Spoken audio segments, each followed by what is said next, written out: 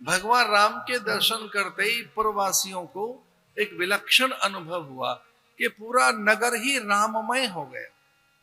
वो अपनों को देख रहे हैं, स्वजन बंधु बांधवों को देख रहे हैं, इष्ट मित्रों को देख रहे हैं, छोटे कुमार कुमारियां, बालक, वृद्ध, तरुणियां, किशोरियां परस्पर एक दूसरे को देख तो रहे, पर उनके अब वो चेहरे नहीं दिखाई दे रहे, एक दूसरे में राम दिखाई दे रहे हैं सबको। ये ज्ञान का फल है, ये साधना का फल है कि हमें सब में भगवान ही दिखाई दे, अन्य कोई और न दिखाई दे। वही तो मूल घटक है, उसी से तो ये जगत बना है। जगन्नाथ से ही तो जग है, विश्वनाथ से ही तो विश्व है। अब में से प्राय सब जानते हैं जो विष्णु सहस्त्र नाम करते हैं। भगवान का पहला नाम विश्वम है। विश्वम विष्णु वशत्कारो भूत भव्य भवत प्रभु।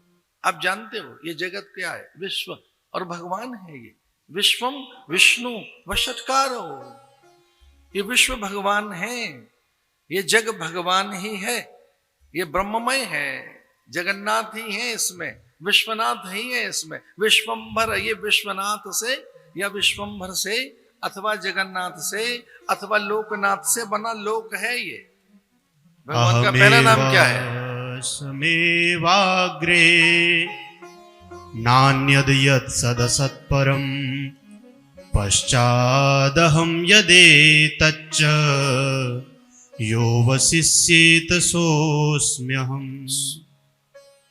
जो बचा है वह मैं हूं, पहले से मैं हूं, मैं आदि में हूं, अंत में हूं, मध्य में हूं, मैं ही हूं। हरि अनंत, सर्वत्र हरि ही हैं, वही व्यापक हैं, सर्वत्र समान रूप से एक ही ब्रह्म सर्वत्र विस्तृत है, बीज रूप में ब्रह्म ही है ये।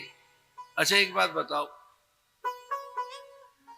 आम की गुठली से निकली सारी चीजें आम ही है ना, वो बौर हो या मंजरी हो, वो फल हो या फूल हो, तो जो बीज है, बीज से वृक्ष बना है, तो बीज से बने हुए वृक्ष की सभी चीजें तो बीज ही है।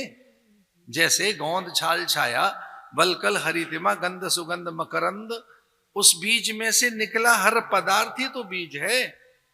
राम से बना जगत ही तो राम है, विश्वनाथ से बना जगत ही तो विश्व है। इसलिए भगवान का पहला नाम क्या है? विश्वम। विष्णु दूसरा नाम है उनका। विश्वम विष्णु वशत्कारो भूत भव्य भवत, जो होना है, जो हो गया, जो हो रहा है और जो होता रहेगा, जो होता रहा है, जो हो रहा है, वो तू है।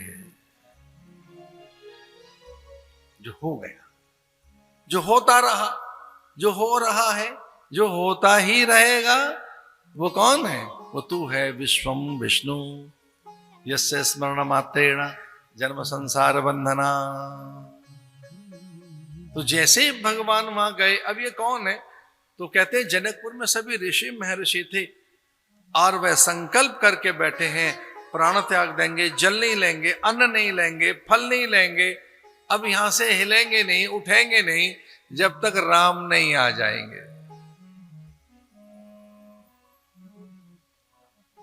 इसलिए कई बार हठी को वो मिल भी जाते हैं, इसलिए हठी हो गए, एक हठी हो गया, उसे मिल भी जाते हैं। हट करके बैठोगे तो इन योगियों को मिल जाते हैं, ये हठ योगी होते हैं, इनमें हठ होती है।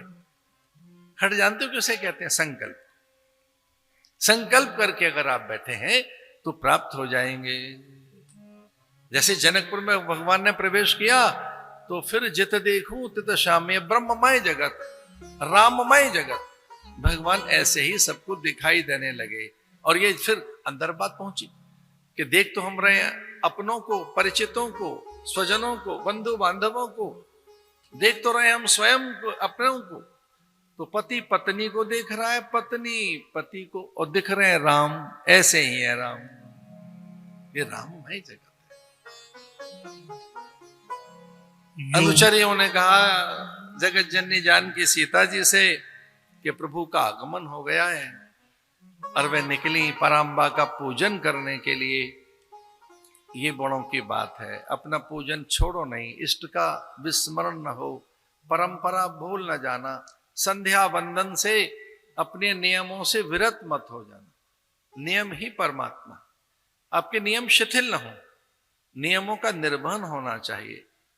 और जो नियमों का निर्वहन करते हैं, जो कभी उनको त्यागते नहीं, नियम स्वयं भगवान है। नियमों व भगवान का एक नाम नियम भी है कि जो नियम से रहते हैं, जो संयम से रहते हैं, जो कभी भी सिद्धांतों से, मूल्य और परंपराओं से परे नहीं हटते, उन्हें भगवान दर्शन देते हैं।